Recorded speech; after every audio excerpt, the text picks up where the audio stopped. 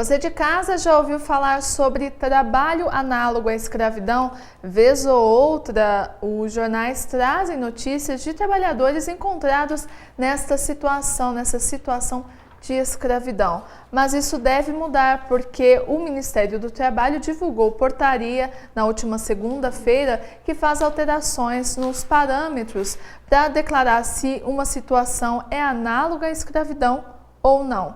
E para a gente falar sobre isso, eu recebo a advogada especialista em Direito do Trabalho, Marilda Cardoso. Marilda, seja bem-vinda ao Entenda Direito. Obrigada, Carol. Eu que agradeço o convite mais uma vez.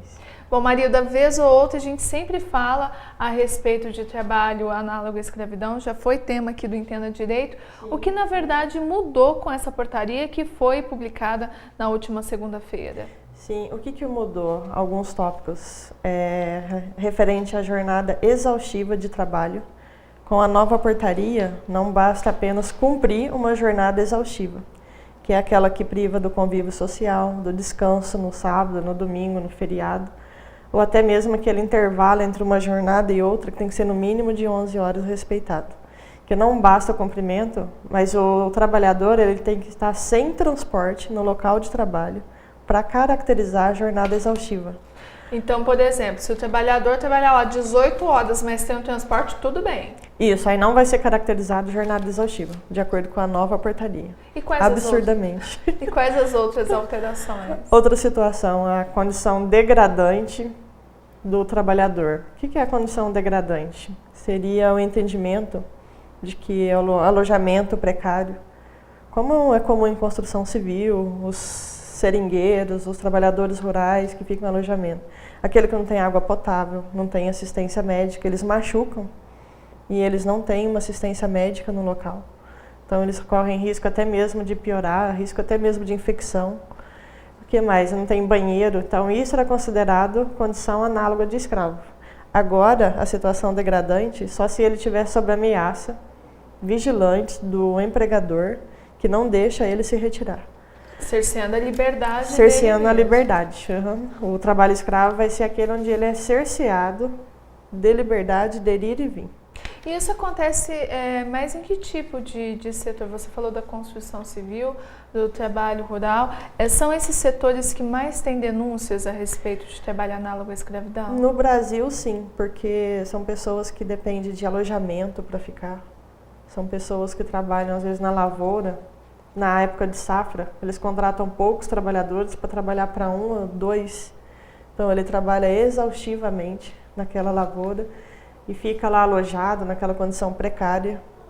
Até por isso que muitas das vezes não tem o transporte, porque eles arrumam aqueles alojamentos precários e ficam lá exercendo aquela atividade. Oi, Marilda, isso foi feito através de uma portaria do Ministério do Trabalho. Não deveria ter havido uma discussão com a sociedade, o Congresso Nacional também ter uma discussão a respeito disso para poder fazer essa alteração? Sim, tanto é que o Ministério Público do Trabalho, ele recomenda a revogação desta portaria para que ela não seja aplicada de forma alguma. Porque o Ministério do Trabalho é aquele que combate, que resgata muitos trabalhadores que estão em condição análoga de escravo. E vê que os absurdos que acontecem são aqueles que estão à frente todos os dias. Então, realmente não foi algo assim democrático. Tem que respeitar também a convenção da OIT, que é... Porque o trabalho escravo, o que ele é? Não é uma apenas infração trabalhista. Ele é um crime contra a dignidade humana. Bom, você falou até da OIT, que é a Organização Internacional do Trabalho. Do trabalho.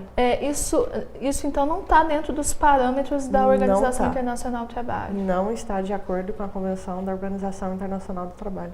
Por isso que eu acredito até na revogação mesmo da portaria.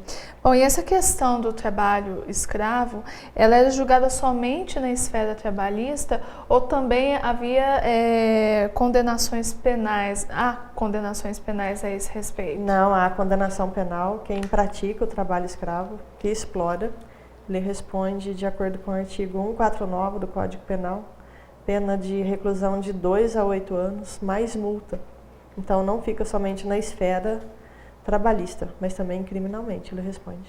Bom, Marilda, você que atua aqui na nossa região, Aparece muito caso dessa questão de trabalho análogo à escravidão aqui na nossa região? Já ocorreu alguns casos, sim, com certeza, de denúncia de trabalho escravo aqui na nossa região.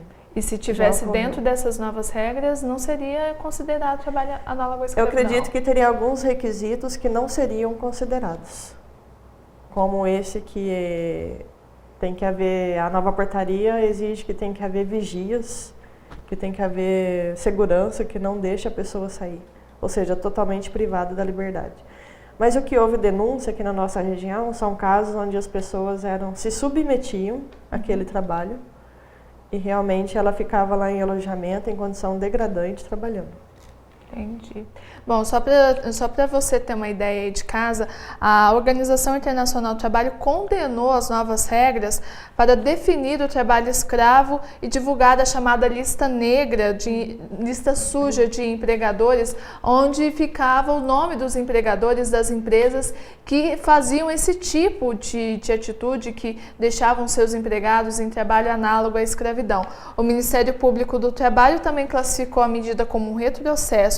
O Brasil deixou de ser um exemplo de fiscalização do trabalho escravo após a publicação dessa portaria, que foi aprovada na segunda-feira, dia 16 de outubro, segundo informações dessa terça-feira da Organização Internacional do Trabalho. Marido, vou agradecer muito a sua participação aqui conosco hoje. Eu que agradeço, Carol, mais uma vez.